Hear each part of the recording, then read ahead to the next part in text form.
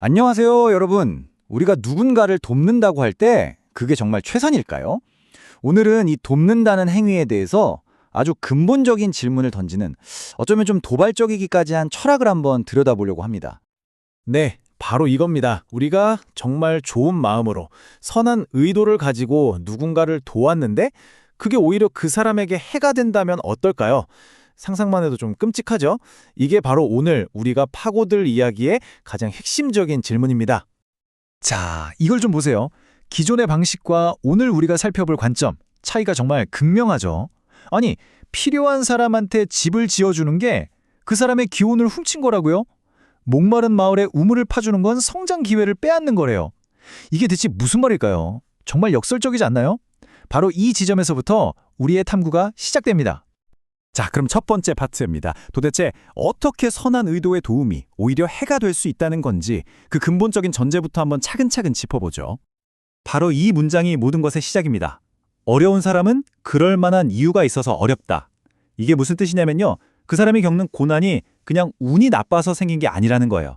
그 안에는 반드시 그 사람이 배워야 할 어떤 이유, 성장의 계기가 숨어 있다는 거죠.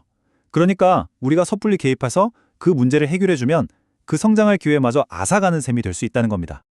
그럼 그 숨겨진 목적이라는 게 도대체 뭘까요? 이 철학에서는 딱 한 단어로 이야기합니다. 바로 깨달음이에요.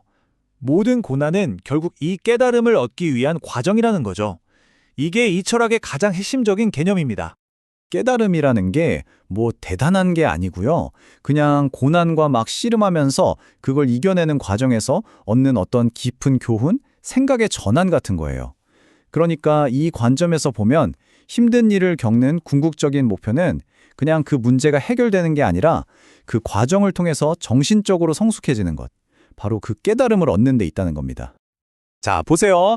성장에 이르는 자연스러운 과정은 이렇게 4단계로 이루어진다고 합니다. 먼저 어려운 상황, 즉 고난에 딱 직면하죠. 그러면 그걸 해결하려고 애를 씁니다. 분투하는 거죠. 그리고 바로 그 과정에서 아하 하고 깨달음을 얻게 되는 거예요. 그렇게 깨달음을 얻은 사람은 결국 더 강해져서 스스로 일어설 수 있게 된다. 즉 자립하게 된다는 겁니다. 아주 자연스러운 흐름이죠. 바로 이겁니다. 이게 핵심이에요. 우리가 너무 빨리 섣부르게 물질적인 도움을 줘버리면 이 자연스러운 성장의 고리가 딱 끊어져 버린다는 겁니다. 스스로 깨달을 수 있는 그 소중한 기회를 우리가 그냥 뺏어버리는 꼴이 된다는 거죠. 아, 그러면 도대체 어떻게 도우라는 말이냐? 이런 생각이 드시죠? 자, 이제부터가 진짜 중요합니다. 개인, 즉 한 사람을 제대로 돕는 방법은 과연 뭘까요? 이 철학에 제시하는 아주 구체적인 방법을 한번 들여다보겠습니다. 자, 이게 바로 올바른 봉사의 방법입니다. 첫째, 그냥 막 도와주는 게 아니에요. 먼저 그 사람이 왜 힘들어하는지 깊이 관찰하고 이해해야 합니다. 둘째, 그 사람의 인품을 보는 거예요.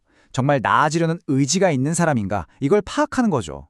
셋째, 도움은 비례적으로 주어야 합니다. 그 사람이 노력하는 만큼만, 딱 그만큼만 도와주는 거예요. 왜냐하면 최종 목표는 단순히 물질적인 문제를 해결해 주는 게 아니라 그 사람의 역량을 키워서 더 나은 사람으로 만드는 거니까요. 이걸 보시면 차이가 확 느껴지실 겁니다. 잘못된 봉사는요, 그 사람의 고난을 그냥 없애주는 데만 집중해요. 하지만 진짜 봉사는 그 고난을 스스로 이겨낼 수 있도록 옆에서 지지해주고 지원하는 거죠. 그러니까 목표 자체가 다른 거예요. 하나는 문제를 없애는 것, 다른 하나는 더 나은 사람을 만드는 것. 이 근본적인 차이가 모든 걸 결정합니다. 자, 지금까지는 한 사람을 돕는 얘기를 했잖아요. 그럼 이제 시야를 한번 쫙 넓혀보죠. 이 원칙을 그대로 개인에서 국가 단위로, 그러니까 국제 원조로 확장하면 과연 어떤 모습일까요? 핵심은 바로 이겁니다.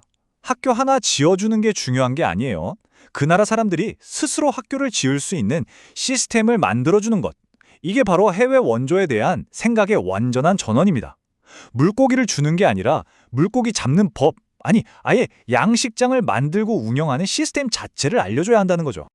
그럼 그 시스템을 어떻게 만드느냐? 아주 구체적인 방법이 나옵니다. 바로 70% 규칙이라는 건데요. 첫 번째는 자재 조달이에요. 프로젝트에 필요한 물건의 70%는 무조건 그 나라, 그 지역에서 사야 한다는 겁니다. 그래야 우리가 쏟아부은 돈이 밖으로 새나가지 않고 고스란히 그 지역 경제를 살리는 데 쓰이겠죠. 그리고 70% 규칙의 두 번째는 바로 소비입니다. 거기서 만든 물건의 70%는 또 그 지역 안에서 소비되게 만들어야 해요. 이렇게 되면 어떻게 될까요? 안정적인 내부 시장이 생기면서 외부 경제 상황에 쉽게 흔들리지 않는 튼튼한 자립 경제의 기초가 만들어지는 겁니다. 물론 이 시스템을 설계할 때는 굉장히 똑똑해야 합니다. 예를 들어서 막 최첨단 기술을 가져다 주는 게 아니라 그 나라 사람들이 충분히 다룰 수 있는 수준의 기술을 써야 하고요. 심지어는 일부러 시설을 좀 외진 곳에 만들어서 정말 절실하게 일하고 싶은 사람들만 찾아오게끔 해야 한다는 거예요. 이 모든 원칙이 가리키는 방향은 딱 하나입니다. 그냥 돈이나 물건을 주는 기부가 아니라 그들이 스스로 살아갈 수 있는 일에 만들어주는 것. 이게 핵심이죠. 자, 이제부터는 이 철학이 제시하는 가장 스케일이 크고 어쩌면 가장 야심찬 비전에 대해 이야기해 볼 시간입니다. 바로 우리 대한민국이 해야 할 구체적인 임무에 대한 이야기입니다. 이 철학은요, 여기서 한 발 더 나아가서 아주 구체적인 숫자를 딱 던집니다. 바로 7이에요. 이게 무슨 숫자냐면 전 세계에 굶주리는 사람들을 모두 없애는 데 걸리는 시간, 딱 7년이면 된다는 정말 대담한 주장입니다. 그리고 더 놀라운 숫자가 있습니다. 바로 0입니다. 이 7년간의 임무를 수행하는 동안 대한민국 안의 실업자 수가 0명이 될 거라는 거예요. 아니, 전 세계 기아 문제도 해결하고 동시에 우리나라 실업 문제까지 해결한다? 이게 어떻게 가능한 걸까요? 두 마리 토피를 잡는 게 아니라 이건 뭐 거대한 두 마리 용을 잡는 격인데요. 이 엄청난 프로젝트를 실행할 세 개의 기둥이 있습니다. 첫째는 지식인들. 이들이 머리를 써서 아주 정교한 프로젝트를 설계하는 거죠. 둘째는 은퇴 전문가들. 수십 년간 쌓아온 노하우를 가진 명예퇴직자들이 현장에 가서 기술을 가르치고 멘토가 되어주는 겁니다. 그리고 마지막으로 이 모든 계획을 실행할 청년들. 심지어 이 활동을 군 복무 대신 할 수 있게 한다면 정말 의미 있는 일이 되지 않을까요? 왜 하필 대한민국이 이걸 해야 하냐고요? 바로 여기에 그 이유가 있습니다. 생각해보세요. 우리나라는 전쟁의 잿더미 속에서 전 세계의 도움을 받아 일어선 나라입니다. 우리가 받은 그 빚을 이제는 인류 전체에게 갚아야 할 때가 왔다는 거죠. 이건 선택이 아니라 우리의 운명이자 의무라는 겁니다. 자, 이제 거의 다 왔습니다. 마지막으로 지금까지 이야기한 모든 것들을 하나의 큰 그림으로 묶어보면서 정리해 보겠습니다. 개인의 이야기에서 시작해서 전 지구적인 비전까지 이 모든 게 어떻게 연결되는지 한번 보시죠. 바로 이겁니다. 이 철학이 그리는 번영으로 가는 길. 모든 것의 시작은 한 개인의 깨달음이요. 각자가 자신의 고난을 극복하며 성장하는 거죠. 그런 개인들이 모여서 하나의 국가적 사명을 만들어내고 그 사명을 실천에 옮길 때 비로소 전 세계가 조화를 이루게 된다는 정말 거대한 비전입니다. 오늘 이야기를 마무리하면서 이 마지막 질문을 여러분께 던지고 싶습니다.